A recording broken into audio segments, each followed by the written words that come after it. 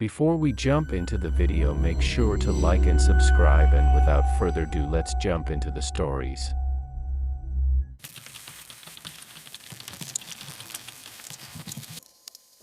It was Christmas Eve, a night of joy and warmth, or so I thought. I had just finished decorating the tree, basking in the twinkling lights and the nostalgic scent of pine. Everything seemed perfect until an inexplicable chill crept into the air, sending shivers down my spine. The once familiar surroundings morphed into an unsettling scene. Shadows danced on the walls, their movements ominous and erratic. The cheerful holiday tunes distorted into haunting melodies that echoed through the empty corridors of my home. As the clock struck midnight, a sense of dread engulfed me. I felt an unseen presence lurking, its breath cold against the back of my neck. I turned, expecting to find nothing but the stillness of the night, yet a chilling figure stood there, a ghostly apparition draped in tattered garments. Terror rooted me to the spot as the specter approached, its hollow eyes fixated on mine. It emanated a sorrowful aura, a wail escaping its pale, translucent lips that sent shivers coursing through my veins. Desperate for an escape, I fled through the corridors, but the house seemed to twist and elongate, trapping me within its labyrinthine walls.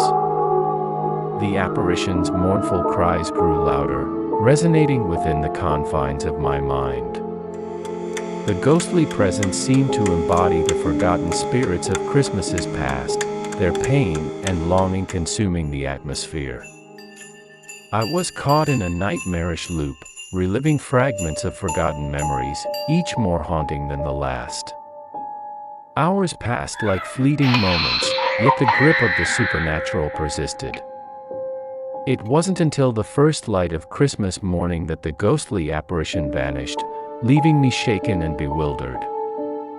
To this day, I question the reality of that harrowing Christmas Eve, unsure if it was a product of a fevered imagination or an encounter with the spectral remnants of holidays gone awry.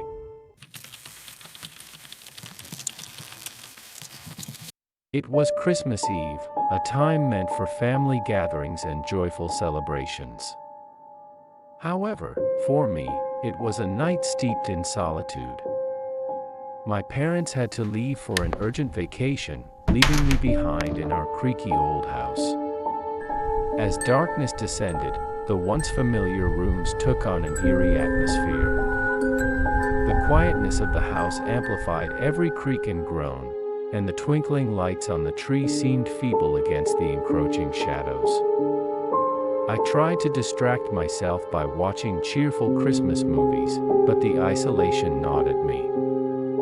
Strange noises echoed through the empty halls, a tapping on the window, soft whispers in the stillness, and the sensation of being watched. Unease settled in as I ventured through the dimly lit house, every corner casting elongated shadows that seemed to move of their own accord. The flickering of the fireplace offered little solace against the encroaching dread. As the night deepened, inexplicable occurrences intensified. Ornaments on the tree rearranged themselves, the lights flickered in an unnatural rhythm, and fleeting glimpses of figures darted past doorways, vanishing into the darkness. Fear gripped me as the house seemingly took on a life of its own. Whispers grew louder, their words indiscernible but filled with an undeniable sense of malice. I felt a presence lurking just beyond my sight, a sinister force that toyed with my sanity. I barricaded myself in my room, seeking refuge from the sense.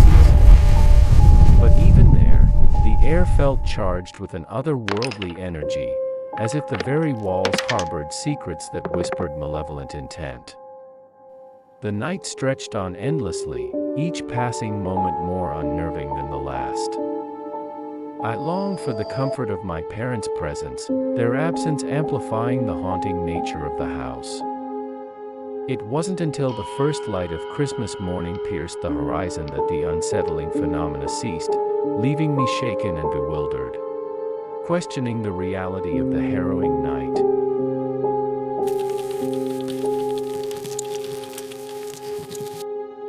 It was Christmas Eve, a night brimming with excitement and laughter. My siblings and I gathered in our family's old, sprawling house, seeking entertainment. We decided on a game of hide and seek, eager to relive childhood memories in the dim glow of the holiday lights. As the night deepened and darkness gripped the house, the ambience shifted. The once familiar halls took on an eerie hue, shadows elongating and dancing in the corners, creating an unsettling backdrop for our game. I counted, my voice echoing through the silent rooms, while my siblings scurried to find hiding spots. The minutes stretched, and the quietness grew deafening, broken only by the occasional rustle or a hushed giggle. As I searched, the house seemed to shift and morph, its walls becoming labyrinthine, hiding secrets in every nook and cranny. Each step I took echoed louder, heightening the tension that hung in the air. But the game took a sinister turn when I stumbled upon a hidden passage, a forgotten part of the house. The air grew icy, and a sense of foreboding washed over me as I ventured deeper into the darkness, chasing after siblings' muffled laughter. The labyrinthine passage seemed endless, its walls adorned with cryptic symbols and faded portraits that seemed to watch my every move. Whispers echoed through the narrow corridors, their words indiscernible but laden with a haunting quality. Panic seized me as I realized I was alone in this forgotten part of the house, my siblings' laughter fading into an ominous silence. Shadows danced on the walls, morphing into grotesque shapes that seemed to reach out for me. Desperate to escape, I retraced my steps, but the passage twisted and turned, disorienting me. The chilling whispers grew louder, seemingly guiding me deeper into the maze. Just as despair threatened to overwhelm me, I stumbled back into the familiar part of the house. My siblings emerged from their hiding spots, concern etched on their faces as they saw my distress. To this day, I question the reality of that eerie passage, unsure if it was a figment of my imagination or a glimpse into the house's dark history.